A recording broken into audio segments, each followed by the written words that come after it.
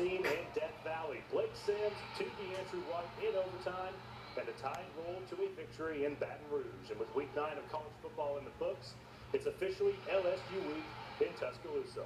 Good evening, everybody. I'm Zach Tigert in for Jen Chapman.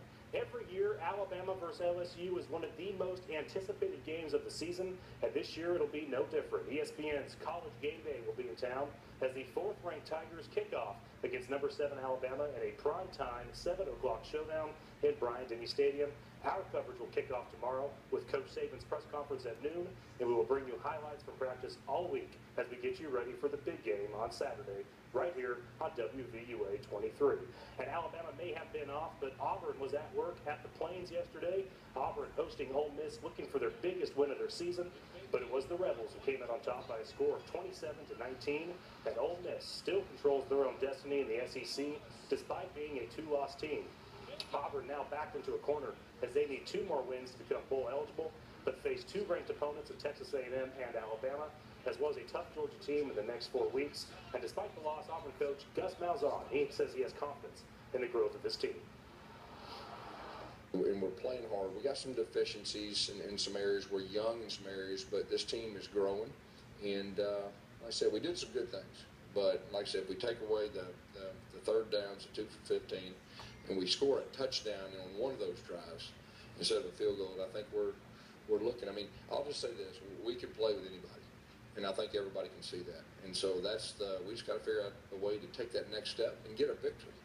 You know, we've been close, but we got to figure out that taking that next step, but we can play with anybody. It was a wild night in Durham, North Carolina, as the Miami Hurricanes won on a kickoff return that featured 8 laterals. However, earlier today, the ACC announcing that they have suspended the on-field officiating crew, as well as the replay official and communicator, for mishandling that final play. The ACC acknowledged 4 errors on the return, including officials not ruling Miami's Mark Walton down before releasing the ball, and failing to penalize Miami's Rayshon Scott for entering the field of play before the play ended. The outcome of the game, however, cannot be overturned. And lastly, in college football news, Virginia Tech head coach Frank Beamer announced he will be retiring at the end of the season. Beamer is 69 years old and has guided Virginia Tech for 29 years, winning 234 games, 4 ACC titles, 3 Big East championships, and appearing in 6 BCS Bowl appearances. He'll retire as the winningest active head coach in the FBS. In the NFL, the Saints hosting the Giants. Former Alabama running back Mark Ingram with the flea flicker here, back to Breeze. He launches it to Willie Snead for the score. New Orleans ties it up at 7.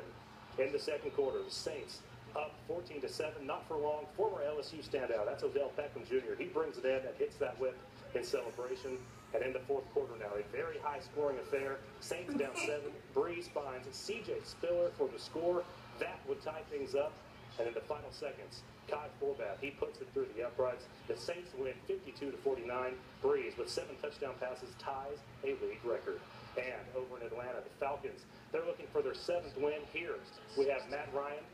He finds Julio Jones for a big game, but Quan Alexander, the former Oxford High School star, strips it from Julio. The first of 4 turnovers for the Falcons, and they can't overcome that. Third quarter, Bucks up by 10. Jameis Winston, he just does it himself, pushes a blocker with them into the end zone, and that's a 17-point lead for Tampa Bay. In the fourth, Matt Ryan, he finds Julio Jones. That ties it up and sends it into overtime. Jones finished the game with 162 yards and that score. And here's Matt Ryan. He's trying to come back in overtime, forces an errant throw. It's incomplete, and the Falcons, they fall to 6-2 on the year. Here's some highlights from other Alabama stars. Mark Cooper, 5 receptions, 46 yards. Landon Collins with 9 tackles. Rashad Johnson, 2 tackles and his 4th interception on the year. Mark Barron had 10 tackles, 2 for a loss. And C.J. Mosley with 9 tackles for the Ravens. On to NASCAR now. Joey Logano, he has won the last 3 races, including last week at Talladega, and he starts on the pole at Martinsville. 66 laps to go. Logano leading, and Matt Kenseth looking for 2nd place. But he gets into a wreck with Brad Keselowski, and we haven't even heard the last from Kenseth yet. 47 to go. Logano leads. He's trying to lap Kenseth with his back on the track. But he might be getting revenge for being wrecked by Logano a few weeks ago at Kansas, and he pushed them both into the wall, and the crowd just digging it. They absolutely love it. He exits his mangled car to flight ovation from the crowd, and 2 laps to go after a caution set up a 2-lap dash to the finish. Jeff Gordon, who is retiring at the end of the season, he holds off Jamie McMurray for the lead, and Gordon goes on to win. He clinches a spot in the championship race in Homestead in 3 weeks. Gordon just beside himself in celebration. And on to the greens now in Malaysia. Former University of Alabama star Justin Thomas. He wins the CIMB Classic in Kuala Lumpur. It's a long putt for birdie on the 8th, over 50 foot, and he nails it. He brings him to 22 under par, and then the 10th hole downhill putt for Thomas. He gets an eagle. Just an absolutely outstanding performance for the former University of Alabama star in Malaysia.